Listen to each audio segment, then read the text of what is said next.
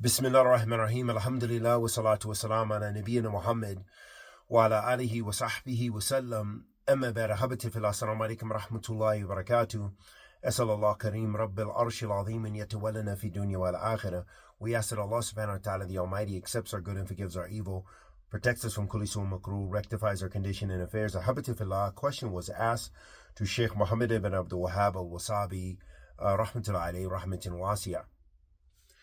And the question was, أحبتي في الله, ما حكم من يباشر زوجته في نهار رمضان وهاجت شهوته فأنزل الشهوة فما حكم? And I believe the فأنزل المني is what the questioner should have said, and this is what I believe that they were trying to articulate. So the question was, what is the ruling regarding kissing one's wife during the day in Ramadan if this causes his desires to be aroused and he ejaculates? What is the ruling with regards to this?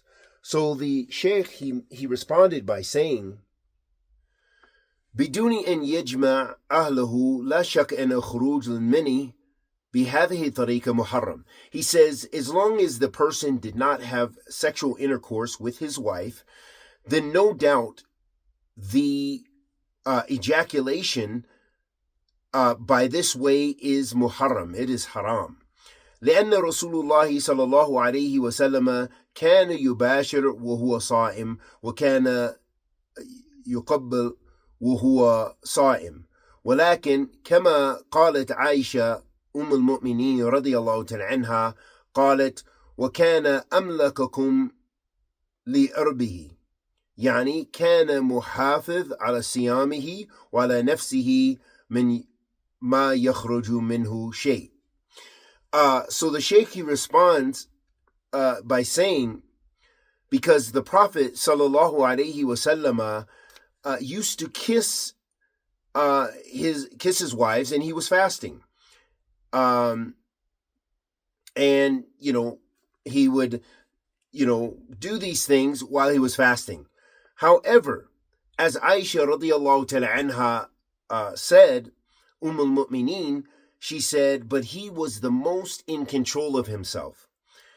And the Sheikh, he responds, he says that means that he was protective of his fasting and over himself, and nothing would come from him, meaning no ejaculation or this type of arousal.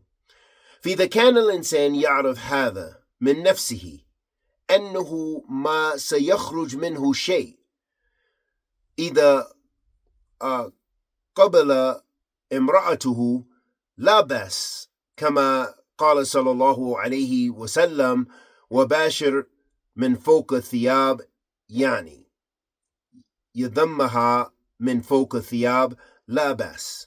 So he said, so if a person knows that he is able, that it's possible that something will come from him, that his desires will be aroused, and something will he will ejaculate if he kisses his wife, then he shouldn't do it.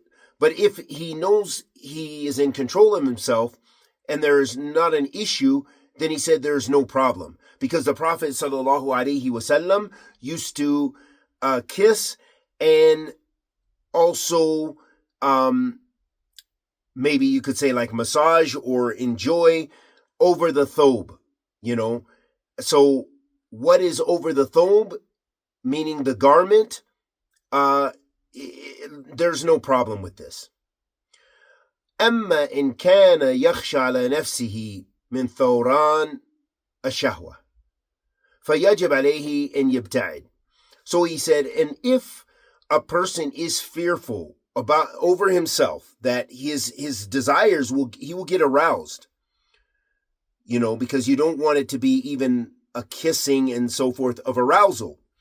He said, then it is an obligation for this person to restrain himself, to be far away from kissing or anything that is going to cause him to be aroused. الذي يخشى على نفسه من ثوران الشهوات يجب عليه أن يبتعد عن هذا. So then he repeated himself, the one who is not in control of himself and will become aroused, then it is an obligation for him to be away from those actions, meaning kissing and petting and what have you. And then he says, وَمَا لَا يُتِمَّ الْوَاجِبِ إِلَّا بِهِ فَهُوَ wajib. So then he mentions a fiqh principle, which is that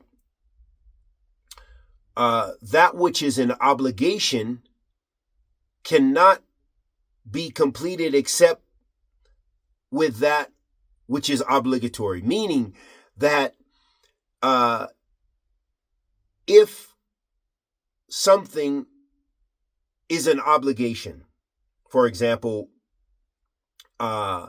protecting your fast under these circumstances, then if you do something which is normally permissible, for example, kissing and petting and enjoying your wife, that if these actions would endanger you fulfilling that wajib, which is the fasting, then they become muharram. Okay. Likewise, that which is going to help you do the wajib becomes wajib. So that's probably a better way of articulating that. That which is going to help you do wajib, it becomes wajib. Meaning it's a condition of doing the wajib. You need that. You need that to fulfill that which is obligatory. And then he gets to the exact question. So the Sheikh says, وَهَذَا السَّائِلْ يَقُولُ, and he said, and that questioner said, أَنَّهُ قَدْ حَصَلَ, that this happened to him, meaning he was unable to control himself and he ejaculated, akramakum Allah. أي خروج المني يبطل صيامه, and the fact that he ejaculated, this breaks his fast. His fast is broken. أن يمسك عن باقي يومه وعليه أن يقضي يوما آخر بدل هذا اليوم.